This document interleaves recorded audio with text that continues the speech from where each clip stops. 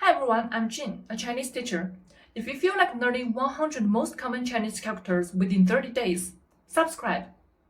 Well, nowadays it's nearly impossible to live a life without internet or a phone. Especially in China, you can get almost everything done with your phone. You pay your gas bills, electric bills, actually all kinds of bills with your phone. You buy food and ingredients or order takeout with your phone. And sometimes you have to make an appointment with your phone before going to hospital or government institution to get errands done. And we barely use cash to pay stuff. It's either Alipay or WeChat Pay. So in this video, I'll introduce you how those 100 characters are frequently used online in your phone. There's a Chinese idiom called 衣食住行. Each character in it directly translated as clothes, food, residence, and travel. But as an idiom, it extends to the meaning of every aspect of life. And as now you see, can cover almost all your basic needs. Next, I'll introduce them one by one, and you can see how often those 100 characters are used in the contents of these apps. 一. For example, if you want to know what's trending this summer, you can go check on Xiaohongshu. It's a lifestyle sharing app. Or in my case, I'm a fan of Uniqlo, so I can go check if there's anything suitable for me by looking for some references from other bloggers. And the characters often used in this scene are. Now that I have some references, I can use Taobao app to get more details about those items in the official store. Before you make a purchase, you may want to check reviews from other real customers, and characters often shown in the comment section are 10. 饿了么 is an app we frequently use to order takeout, whether it's Chinese food or pizza or drinks. If you want to cook yourself, you can also buy materials online and have them delivered to your home. So by the time you get home, you are all set and can start cooking right away. 住. 支付宝, aka Alipay, is one of super apps in China, especially in housing field.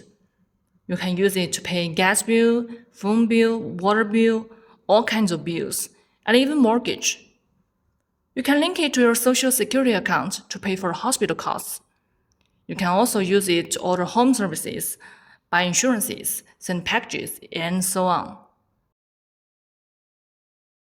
行. Besides all of that, 支付宝 is also very convenient in public transportation field. It has covered over 300 cities bus transportation. Whatever city you go, you can apply for local online transportation card with just a few clicks. So when you take a bus or subway, you can just scan the QR code against the scanning machine and you're good. Another app often used for transportation is Didi. It's Chinese Uber. But now, since Alipay and WeChat both have mini program of Didi in their apps, you can order a cab directly in Alipay or WeChat. If you are new to a city, you need a map app to navigate, and Baidu Map is what I usually use. 休闲娱乐. Before knowing how to go to a place, you need to know which place to go. And 大众点评 is an app we often use to look for good restaurants and interesting places. For example, if you are here in Chengdu and want to experience hot pot, you can use this app to search for delicious hot pot store and check customers' real reviews to get more details. But if you don't want to go out and just think about staying at home and relax, Bilibili is one of video apps you can use. Vlogs, TV shows, movies, documentaries. You can find many interesting contents in there. 看来他的新同伴根本不值得信任。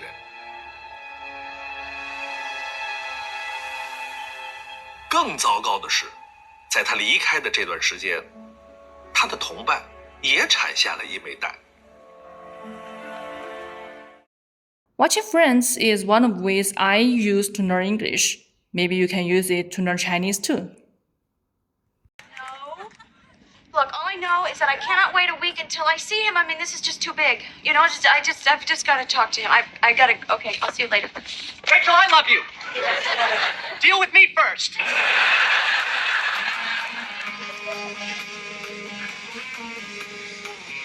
再见。我的房间有床上。All right. 你笑什么？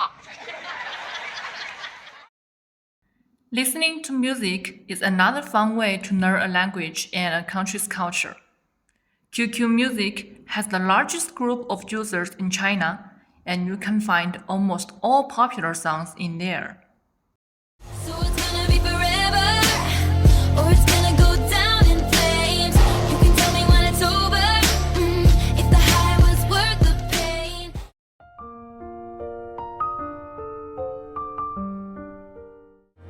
眼看着你难过，挽留的话却没有说，你会微笑放手，说还不够让我走。资讯阅读。知乎 to Quora is like Baidu to Google.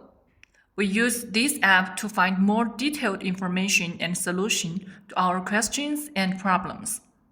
Like recently, I'm considering buying an iPad, but I don't know which one is more suitable for me, so I can check some related articles comparing different iPads and get some ideas. To improve your Chinese reading, you can use WeChat Reading. It also has AI-powered text-to-speech feature, so you can improve your listening too by reading along with AI voice. It doesn't have much emotion, but the pronunciation is okay. 把一股寒气注入我敞开的衬衫领子，在这种靠山近的地方，风力强劲。 Also, if you come across words you don't know, you can always search for its pinyin to know its pronunciation as well as its meaning. 寒气。 通讯以及所有。WeChat is the other super app in China. It's more than just an app to chat with your friends. You use it to send packages,